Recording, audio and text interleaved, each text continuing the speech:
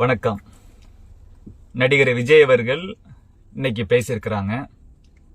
என்ன சொல்றாங்கன்னா, இந்த விஜய் மக்களோட பணம் ₹1 கூட ஊழல் பண்ண மாட்டேன், நான் ஆட்சி அதிகாரத்துக்கு வந்தா ஊழலை ஒருபோதும் சகிச்சிக்க மாட்டேன் அப்படிங்கிற மாதிரி பேசியிருக்கிறாங்க. இந்த பேச்சு வரவேற்கத்தக்கது, மனப்பூர்வமா வரவேற்கிறோம். அப்படிப்பட்ட ஒரு நிர்வாகம் தான் தமிழக அரசியல்ல, தமிழக ஆட்சியில வரணும்னு ஆசைப்படுறோம். தமிழகத்தில் இருக்கக்கூடிய மாணவர்கள், இளைஞர்கள், பெண்கள், பெரியவர்கள் என்ன எல்லோருடைய எண்ணமும் இங்க ஊழல் இருக்கக்கூடாது, லஞ்சம் இருக்கக்கூடாது, ஒரு நேர்மையான நிர்வாகம் நடைபெறணும். எந்த ஒரு விஷயமா இருந்தாலும் நேர்மையா நடைபெறணும், எல்லாருக்கும் ஒரு சம வாய்ப்பு கிடைக்கணும்னு விரும்புறோம். விஜய் அவர்கள் இந்த மாதிரி சொல்றத நாமளும் வரவேற்கிறோம். ஆனா விஜய் சொல்றத நம்ப முடியுமா அப்படின்னா அங்கதான் நமக்கு பிரச்சனை வருது.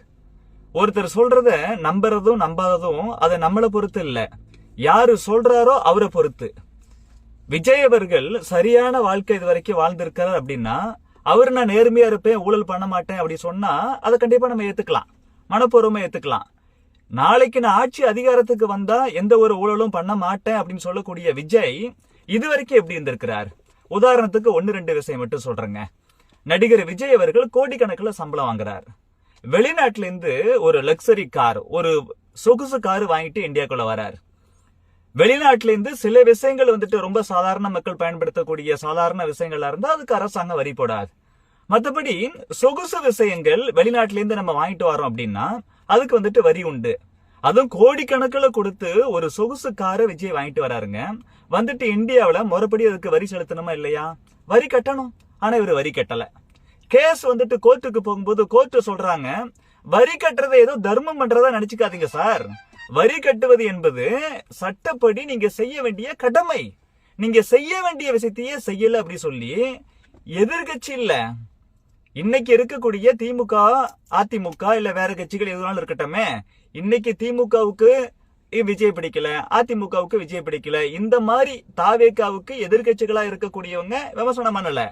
நீதிமன்றம் சொல்லுது விஜய் அவர்கள் சொகுசு காரு வாங்கி வரி கட்டாம இருக்கிறது தப்பு.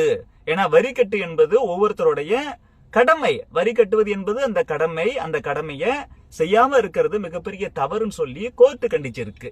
இது ஒரு விஷயம். இப்படிப்பட்ட விஜய் தான் நான் நாளைக்கு ஆட்சி அதிகாரத்துக்கு வந்தேன்னா கண்டிப்பா ஊழல் பண்ண மாட்டேன்னு சொல்றாரு. எப்படி நம்ப முடியும்? 2வது விஷயம், ஒரு 6-7 வருஷத்துக்கு முன்னாடி வருமான வரி விஜய் வீட்டுல ஆபீஸ்ல எல்லாம் ரெய்டு போகிறாங்க. அப்போ அந்த ஆண்டு விஜய் இந்த ஒரு வருஷம் எனக்கு வருமானம் இவ்வளவு இத்தனை கோடின்னு சொல்லியிருக்கிறார். அப்பதான் புலி படம் வந்திருக்குது. அந்த புலிங்கிற விஜயோட படத்துக்கு 15 கோடி ரூபாய் ஒரு சம்பளம் வாங்கியிருக்கிறார். நம்ம சாதாரணமா கொஞ்சோண்டு சம்பாதிக்கிறவங்களே, மாசம் மாசம் கொஞ்சமா சம்பாதிக்கிறவங்களே வருமான வரி கட்டுறோமா இல்லையா? நாம பல பொருட்களுக்கு வரி கட்டித்தானே பொருட்களை வாங்குறோம். விஜய் அவர்கள் புலி படத்துக்கு 15 கோடி ரூபாய் சம்பளம் வாங்கி, ஆனா அந்த சம்பளத்தை அப்படியே மறைச்சிட்டார். அந்த வருஷம் எனக்கு இத்தனை கோடி தான் வருமானம் சொல்லி இவர் சொல்றாரு. இத்தனை கோடி தான் வருமானம் சொல்றாரு, அதுல புலி படத்துக்கு வாங்கின 15 கோடி சம்பளத்தை மறைச்சிட்டார். ஐடி ரெய்டு போன வருமான வரித்துறை அது கண்டுபிடிக்குது. கண்டுபிடிச்சு என்ன செய்யறாங்க, 1.5 கோடி ரூபாய் அதுக்கு ஃபைன் போடுறாங்க, அபராதம் போடுறாங்க. விஷயம் கோர்ட்டுக்கு போகுது. விஜய் என்ன திரும்ப சொல்றாரு, ரொம்ப லேட்டா எனக்கு 1.5 கோடி ரூபாய் இவங்க ஃபைன் போட்டிருக்கிறாங்க, அதனால இதை தள்ளுபடி பண்ணணும். ஏங்க, உங்களுக்கு வந்த வருமானம் 15 கோடி, அதை காமிக்கணுமா இல்லையா? அந்த 15 கோடிக்கு எவ்வளவு வருமான வரியோ அதை செலுத்தணுமா இல்லையா? அதை ஏன் மறைச்சிங்க? நீங்க இப்ப நேர்மையானாளா? உங்ககிட்ட ஆட்சி அதிகாரம் இல்லாதப்பவே நீங்க சொகுசு காரு வாங்கினா அதுக்கு வரி கட்டாம கொண்டு வரீங்க. கோர்ட்டே உங்களை விமர்சனம் பண்ணுது, கண்டிக்குது. அதே போல வாங்கின சம்பளத்தை அரசாங்கத்திட்ட மறைக்கிறீங்க. ஏன் மறைக்கிறீங்க? கட்ட வேண்டிய வரியை கட்டுறதுக்கு உங்களுக்கு மனசு இல்ல சார். வெறும் 1.5 கோடி ரூபாய் அதை போய் மறைக்கிறீங்க, அதை போய் கட்ட மாட்டேன் சொல்லி மறுபடியும் கோர்ட்டுக்கு போறீங்க.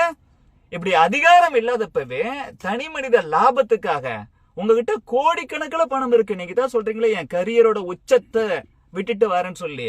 கரியர்ல உச்சத்துல இருக்கக்கூடிய நீங்க, ஆயிரக்கணக்கான கோடி ரூபாய் சம்பளம் வாங்கக்கூடிய நீங்க, அரசாங்கத்துக்கு கட்டக்கூடிய, சட்டப்படி கட்டக்கூடிய வருமான வரியை ஏன் மறைக்கிறீங்க? நீங்க நாளைக்கு ஆட்சி அதிகாரத்துக்கு வந்தா இன்னும் எத்தனை கோடி ரூபாய் கொள்ளடிப்பீங்க? இப்ப நீங்க சொல்றீங்க நாங்க தியாகம் பண்ணிட்டு வரோம் அப்படி சொல்லி. உங்களை யாரு தியாகம் பண்ண சொன்னா? தியாகம் என்பது என்ன? சின்ன வயசுல இருந்து இந்த நாட்டுல அரசியல் என்பது ரொம்ப மோசமா இருக்கு. திமுக போன்ற கட்சிகள் சுயநலத்துக்காக மட்டுமே அரசியல் நடத்துறான். தமிழக மக்கள் நிறைய கஷ்டப்படுறாங்க, இந்திய நாட்டு மக்கள் ரொம்ப கஷ்டப்படுறாங்க, படிச்ச மாணவர்களுக்கும் இளைஞர்களுக்கும் நேர்மையா வேலை கிடைக்க மாட்டேங்குது.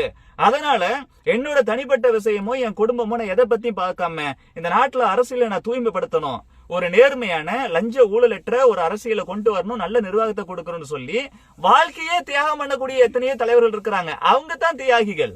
பெருந்தலைவர் காமராஜர் தியாகி. இப்படிப்பட்ட ஆட்கள்லாம் இந்த சமுதாயத்துல இருந்திருக்கிறாங்க. நீங்க 50 வயசு வரைக்கும் கோடிக்கணக்கில் வந்துட்டு சம்பளம் வாங்கி, அதுவும் பிளாக்ல வாங்கி கருப்பு பணமா வச்சுக்கிட்டு கட்ட வேண்டிய வரியை கட்டாம இருந்துட்டு இன்னைக்கு 50 வயசுக்கு மேல அரசியல் அதிகாரம் வேணும்னு சொல்லி உள்ள வந்துட்டு தியாகம் பண்ணதா சொல்றீங்க. என்ன தியாகம் பண்ணிட்டீங்க வாழ்க்கையில? ஒண்ணுமே நீங்க தியாகம் பண்ணல. விஜய் போன்ற ஆட்கள் தியாகம் பண்ணிட்டுலாம் அங்க வரலங்க. அவங்களோட நோக்கம் என்பது ஆட்சி அதிகாரத்துக்கு வந்தா இன்னும் கோடி கோடியா கொள்ளடிக்கலாம், நிறைய அதிகாரத்தை என்ஜாய் பண்ணலாம் அப்படிங்கிற எண்ணத்துல தான் வராங்க ஒழிய மக்களுக்கு நல்லது பண்ணணுங்கிற எண்ணத்தெல்லாம் வரல அப்படிங்கறத இதன் மூலமா தமிழக மாணவர்களும் இளைஞர்களும் பெண்களும் பெரியவர்களும் தெரிஞ்சுக்கணும். யாருங்க தியாகம் பண்றா? பெருந்தலைவர் காமராஜர் தியாகம் பண்ணார். 9 ஆண்டுகள் முதலமைச்சராக இருந்தார் தமிழ்நாட்டுல. ₹1 கூட ஊழல் பண்ணல. அவர் ஊழல் பண்ணாதது மட்டும் இல்ல, அவர் கூட இருந்த மந்திரிகள் யாரும் ஊழல் பண்ணாம பாத்துக்கிட்டார். அதே போல இன்னைக்கு பாரத பிரதமராக இருக்கக்கூடிய நரேந்திர மோடி அவர்கள் 2001 இருந்து 2014 வரைக்கும் 13 ஆண்டுகள் குஜராத்தோட முதலமைச்சராக இருந்தார். ₹1 கூட ஊழல் பண்ணல. அவருக்கு கீழே இருந்த மினிஸ்டர்ஸ் யாரையும் ஊழல் பண்ண விடல. எல்லாத்தையும் தன்னை போலவே நேர்மையா வச்சிருந்தார். அதே போல 2014 இருந்து இன்னைக்கு 2026 தொடர்ந்து 12வது ஆண்டா இந்தியாவோட பிரதமராக இருக்கிறார். உலகம் போற்றும் தலைவனாக இருக்கிறார். இந்த 12 ஆண்டுகள்லயும் அவர் மேல ஒரு ஊழல் குற்றச்சாட்டு கிடையாது. அவருக்கு கீழே கிட்டத்தட்ட 75 மந்திரிமார்கள் இருக்கிறாங்க. ஒருத்தர் மேல ஊழல் குற்றச்சாட்டு இல்ல. அந்த மாதிரி நேர்மையா இருக்கிறார். 13 வருஷம் குஜராத்தோட முதலமைச்சர், தொடர்ந்து 12 ஆண்டுகளாக இந்தியாவோட பிரதமர். இப்படி முதலமைச்சர் பிரதமர்னு உச்சபட்ச பதவியில தொடர்ந்து 25 ஆண்டுகள் இருந்தாலும் கூட பெருந்தலைவர் காமராஜர் போல ₹1 கூட ஊழல் செய்யாதவர் நரேந்திர மோடி. தான் ஊழல் செய்யாம நேர்மையாக இருக்கிறதோட மட்டும் இல்லாம தனக்கு கீழே இருக்கக்கூடிய மந்திரிமார்கள் உயர் அதிகாரிகள் யாருமே ஊழல் செய்யாம நேர்மையா வச்சிருக்கிறார். இவரு தான் தியாகி. அவர் தான் வந்துட்டு தியாக செம்மல். அவர் தான் நேர்மையின் சின்னம், நெருப்பு போன்ற நேர்மையாளர். இப்ப இங்க இருக்கக்கூடிய மாணவர்கள், இளைஞர்கள், பெண்களை நல்லா புரிஞ்சுக்கணும். ஒருத்தர் அதிகாரம் இல்லாதப்பவே சாதாரண ஒரு சினிமா நடிகர் இருக்கும் போது, அதுவும் கோடிக்கணக்கில் ஆயிரக்கணக்கான கோடியில சம்பளம் வாங்கும் போது முறையா கட்ட வேண்டிய வரியை கூட மறைக்கிறாரு. ஆனா இவரு நான் ஆட்சிக்கு வந்தா ஊழல சகிச்சுக்க மாட்டேன், ஊழல் பண்ண மாட்டேங்கன்னு சொல்றாரு. இவரை நம்ம நம்புறதா? ஆனா ஒருத்தர் வாழ்க்கையே தியாகம் பண்ணி, என் குடும்பம் முக்கியம் இல்லை, என் வாழ்க்கை முக்கியம் இல்லை, இந்த நாட்டை முன்னேற்றணும், இந்த நாட்டு மக்களுக்கு நிறைய நல்லது செய்யணும்னு சொல்லி தொடர்ந்து சின்ன வயசுல இருந்து அரசியல் இருந்து தொடர்ந்து 25 வருஷம் உயர பதவியில இருந்தாலும் கூட ₹1 கூட ஊழல் பண்ணாம தான் அமைச்சரவையில் இருக்கக்கூடிய மந்திரிமார்களும் ₹1 கூட ஊழல் பண்ணாம பாத்துக்கிறாரு. அவரை நம்ம நம்பணுமா? அவரை ஆதரிக்கணுமா? ஊழல் பேருவழிகள் யார் நமக்கு ஏற்கனவே தெரியுது. அவங்கள ஆதரிக்க கூடாது. அதிகாரம் இல்லாதப்பவே இவ்வளவு ஊழல் பண்ணிருக்கீங்களே, இவ்வளவு மறைச்சிருக்கீங்களே, மறைக்கிறது ஊழல் தானே. வரி கட்டாம ஏமாத்துறது, வரி ஏய்ப்பு என்பது ஊழல் தானே. அதிகாரம் இல்லாதப்பவே நீங்க இப்படி பண்ணிருக்கீங்க, உங்களை நம்பி நாங்க எப்படி ஆட்சி கொடுக்க முடியும்? ஆனா நரேந்திர மோடி பாருங்க, எத்தனை வருஷம் 25 வருஷமா தொடர்ந்து வந்துட்டு முக்கியமான உயர் பொறுப்புல இருந்தாலும் கூட பெருந்தலைவர் காமராஜர் போல நெருப்பு போன்ற நேர்மை கொண்டவராக இருக்கிறார். அவரைத்தான் நாங்க ஆதரிப்போம்னு சொல்லி புத்திசாலித்தனமா முடிவெடுக்கணும். என்னைக்குமே தமிழகத்துல ஒரு பெரும் குறை உண்டுங்க. ஒரு மனிதன் அவங்க வாழும் போது, அவங்க அவ்வளவு நேர்மையானாலா இருக்கும் பொழுது அவங்கள ஆதரிக்காம இந்த எதிர்கட்சிகள் தப்பா அவதூறு கருத்தை பேசுறானே, அதை நம்பி அவங்கள தோக்கடிச்சுட்டு அவங்க செத்து போன போறோம், அவர் போல உண்டா, அவர் போல உண்டான்னு பேசுறமே, இது என்ன முட்டாள்தனம்? பெருந்தலைவர் காமராஜர் அவர்கள் 9 ஆண்டுகள் சிறப்பான நேர்மையான ஆட்சியை கொடுத்த அப்புறமும் கூட இந்த தீய சக்தி திமுக அவர் மேல அவதூறு குற்றச்சாட்டு எல்லாம் வச்சு, பொய்யான குற்றச்சாட்டுகள் எல்லாம் விமர்சனத்தெல்லாம் வச்சு அவரை தோக்கடிச்சிட்டாங்க. அவர் உயிரோட இருக்கும் போது நல்ல ஆட்சி கொடுக்கும் போது அவரை தோக்கடிச்சு விட்டு அவர் செத்தப்புறம் காமராஜர் ஆட்சி நல்லாச்சு சொல்லி என்ன பயன்? யாருக்கு என்ன பயன்? காமராஜருக்கு ஒண்ணு லாஸ் இல்ல, அவர் பதவிக்கு ஆசைப்படல. ஆனா அவரை இழந்துட்டுமே நாம. அதே போல இன்னைக்கு காமராஜர் போலவே நேர்மையா பெருந்தலைவர் காமராஜர் போலவே நேர்மையா பிரதமர் நரேந்திர மோடி இருக்கிறாரு. 25 ஆண்டுகளா உலகத்துல இந்த மாதிரி ஒரு தலைவன் உண்டா?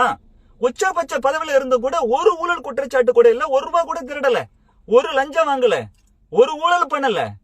அவர் இருக்கிறார். அவரு ஆதரவு பெற்ற தேசிய ஜனநாயக கூட்டணி இன்னைக்கு தமிழகத்தில் இருக்கு. அதிமுக, பாஜக, பாமக, அமமுக, நம்ம ஜி.கே. வாசன் ஐயாவோட தமாக இப்படி பல கட்சிகள் ஒன்றிணைஞ்சிருக்குது. பிரதமர் நரேந்திர மோடி அவர்கள் மதுராந்தகத்துல வந்துட்டு தமிழக மக்கள்கிட்ட சொல்லிட்டு போயிருக்கிறாரு, பாரதிய ஜனதா கட்சி அங்கம் வகிக்கக்கூடிய தேசிய ஜனநாயக கூட்டணி டபுள் என்ஜின் கவர்மெண்ட் தமிழகத்துல ஒரு நல்ல ஆட்சியை கொடுக்கும், ஊழலற்ற நேர்மையான ஆட்சியை கொடுக்கும், வளர்ச்சியை கொடுக்கும், மாணவர்களுக்கு இளைஞர்களுக்கு நல்ல எதிர்காலத்தை உண்டு பண்ண சொல்லியிருக்கிறாரு. அவங்கள ஆதரிக்கிறதா அப்படின்னு நம்ம தான் முடிவு பண்ணணும், அவங்கள தான் ஆதரிக்கணும். சும்மா சினிமாவில் டைலாக் பேசுற மாதிரி மேடையில வந்துட்டு நான் அரசியலுக்கு வந்துட்டேன்னா, ஆட்சி அதிகாரத்துக்கு வந்துட்டேன்னா, அதை பண்ணுவேன் இதை பண்ணுவேன்னு ஒரு ஏமாற்று பெருவெளி போய் சொல்லிக் கொண்டிருக்கிறார். விஜய் ஏமாற்று பெருவெளி தான். ஆதாரத்தின் அடிப்படையில் சொல்றோம். வரியே ஏய்க்கக்கூடிய ஆட்கள் நாளைக்கு வருங்கால தலைமுறையை ஏய்க்க மாட்டார், வருங்கால தமிழகத்தை ஏய்க்க மாட்டார் அப்படின்னு என்ன நிச்சயம் இருக்கு? அதனால தமிழகத்தில் இருக்கக்கூடிய மக்கள் அனைவரும், குறிப்பாக மாணவர்களும் இளைஞர்களும் பெண்களும் இந்த விஜய் சொல்வதை நம்ம நம்ப கூடாது. விஜய்க்கு ஓட்டு போடுவதும் திமுகவுக்கு ஓட்டு போடுவதும் ஒன்றுதான். திமுக அப்படித்தான் ஊழல் பண்ணிட்டே இருக்கும், லஞ்சம் வாங்கிட்டே இருக்கும். ஆனா யாரோ ஒருத்தரை வந்துட்டு இங்க பூச்சாண்டி காமிச்சு அவங்க இப்படி இவங்க இப்படி சொல்லி இவன் ஊழல் பண்ணிட்டு இருப்பான். திமுக என்ன ஸ்ட்ராட்டஜியை ஃபாலோ பண்ணுதோ அதே ஸ்ட்ராட்டஜி தான் இன்னைக்கு விஜய் அவர்களும் பண்ணிட்டு இருக்கிறாரு. விஜயோட டிவிகேவும் ஸ்டாலினோட டிஎம்கேவும் வேற வேற கட்சி நினைக்காதீங்க, பேருக்கு தான் வேற. ஆனா ரெண்டும் ஒரே கொள்கை, ஒரே செயல்பாடு உடையது. இவங்க ஏமாற்று பெருவழிகள். தமிழகத்துல ஒரு நேர்மையான, லஞ்ச லாவணியமற்ற, ஊழலற்ற, ஒரு திறமையான, நம்ம எதிர்காலத்துக்கு நல்லது செய்யக்கூடிய ஒரு ஆட்சி வேணும்னா பாரதிய ஜனதா கட்சி அங்கம் வகிக்கக்கூடிய அதிமுக, பாமக, அமமுக, தமாக உள்ளிட்ட கட்சிகளும் ஒன்றிணைந்து உருவாக்கி இருக்கக்கூடிய தேசிய ஜனநாயக கூட்டணிக்குத்தான் ஆதரவளிக்க வேண்டும். அந்த ஆதரவு அளிப்பதுதான் தமிழகத்துக்கு நல்லது செய்யும் என்பதை நாம் நன்கு உணர்ந்து கொள்ள வேண்டும். அதுவே தமிழ்நாட்டுக்கும் தமிழக மக்களுக்கும் வருங்கால தலைமுறைக்கு நன்மை பயக்கும் என்பது ஒரு அரசியல்வாதியா இல்ல, ஒரு பொலிட்டிக்கல் சயின்ஸ் ப்ரொஃபஸரா என்னோட அனுபவத்துல, என்னோட அறிவுல நான் சொல்றேன். தமிழக இளைஞர்களும் மாணவர்களும் நல்ல விஷயம் தெரிஞ்சவங்க, உணர்ச்சி வசப்பட்டு சினிமா டயலாக் இந்த மாதிரி விஷயத்தை மட்டுமே நம்பி தவறான முடிவு எடுத்துடக்கூடாது. அப்படி எடுத்துட்டோம்னா என்ன தமிழக மாணவர்களுக்கும் இளைஞர்களுக்கும் ஒன்னும் விஷயம் தெரியல போல அப்படின்னு மற்ற ஸ்டேட்டுக்காரங்களாம் பேசுவாங்க. உனா நம்ம என்ன பெருமை பேத்திக்கிறோம்? வடநாட்டுல பாருங்க, பீகார், உத்தரப்பிரதேச இந்தி பேசக்கூடியவங்க எல்லாம் அந்த அளவுக்கு அறிவு இல்ல, நமக்கு தான் பகுத்தறிவு அதிகமா இருக்கு அப்படிலாம் சொல்றோம்ல. அங்க எங்கேயாச்சும் ஒரு சினிமா நடிகர் ஆட்சி அதிகாரத்துக்கு வரன்னு சொல்லி கட்சி ஆரம்பிச்சு வர முடியுதா? தமிழ்நாட்டுல மட்டும் இன்னும் எத்தனை வருஷத்துக்கு தான் நாம வந்துட்டு சினிமா பைத்தியமா இருக்கிறது? சினிமாவா ஒரு நடிகரா எனக்கு விஜய் பிடிக்கும், விஜயோட படங்கள் பிடிக்கும், அஜித்தோட படங்களும் பிடிக்கும், வடிவேல் ரொம்ப பிடிக்கும். அதுக்காக நம்ம வடிவேலை நம்பி தமிழக ஆட்சி அதிகாரத்தை கொடுத்துட முடியுமா? அப்படி கொடுத்தா நம்மளை பத்தி என்ன நினைப்பாங்க அவங்க? என்னடா சினிமாக்காரங்களை நம்பி இந்த மாதிரி ஆட்சி அதிகாரத்தை கொடுத்திருக்காங்களே. தமிழகத்துல இருக்கக்கூடிய மக்களுக்கு, குறிப்பா இந்த தலைமுறை சேர்ந்த மாணவர்களுக்கும் இளைஞர்களுக்கும் கொஞ்சம் கூட அறிவியலியான தப்பா நினைச்சிட மாட்டாங்களா? கண்டிப்பா தப்பா நினைப்பாங்க. அதுக்கு நம்ம இடம் கொடுத்து விடக்கூடாது. மாணவர்களே, இளைஞர்களே, பெண்களே, இந்த முறை ஏற்கனவே 25 ஆண்டுகளாக நல்லாட்சி நடத்தி வரக்கூடிய, நேர்மையான ஆட்சி நடத்தி வரக்கூடிய நரேந்திர மோடியின் ஆதரவு பெற்ற வேட்பாளர்களுக்குத்தான் நாம் ஆதரவளிக்க வேண்டும், வாக்களிக்க வேண்டும் என அன்போடு கேட்டுக்கொள்கிறேன். நன்றி.